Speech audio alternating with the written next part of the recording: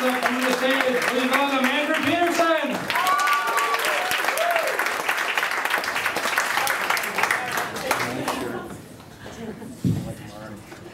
Is it just me, or has Comic-Con gotten a little too sexy? In all honesty, my dad and I, we go down to the Baltimore Comic-Con every fall. It's this thing we've done for years and years and years now. It's a gathering, an annual gathering of thousands and thousands of nerds, who, many of whom go to the show in costume.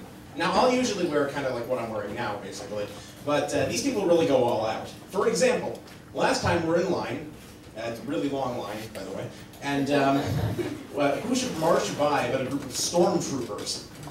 And it's about at this point we realized we were in the wrong convention hall.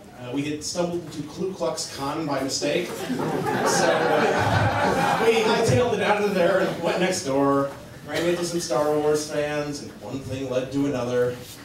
Woke up in bed the next morning with a guy dressed like an Ewok. So that teaches you what happens at Comic-Con will stay forever in the dark, dank recesses of your memory. But there's a lot to do at Comic-Con. For example, you can buy, I love to do this, you can buy bootleg DVDs. And you know, there's like all kinds of stuff that has never been released in official capacity, like the Star Wars Holiday Special, the Star Trek Kwanzaa Extravaganza, Battlestar Galactica Ramadan Spectacular. But they also have DVDs of stuff that actually is sold in stores. So, for example, last time I was at Baltimore, I bought the complete 5th season of Doctor Who.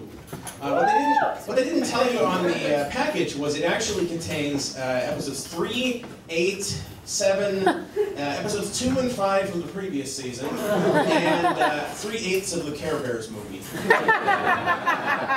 I know, I went back and I counted. So I went back to this guy and I was kind of pissed off. So I said, well, what's up with this? It isn't complete at all. And he said, oh, here, maybe this will help. Here, have a copy of the He-Man and She-Ra AIDS Awareness Day brouhaha. And so I said, okay, that's awesome. We'll call it square.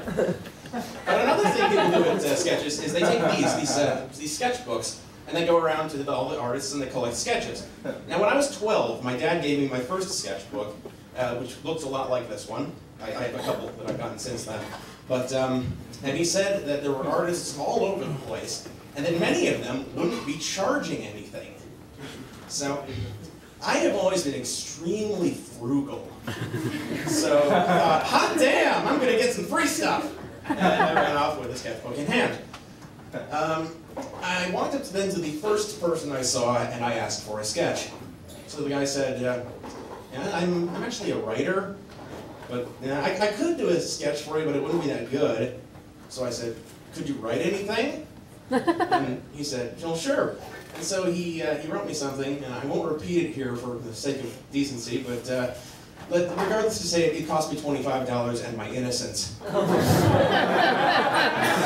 So I then walked up to the second guy I saw and asked him for a sketch. He was actually an artist.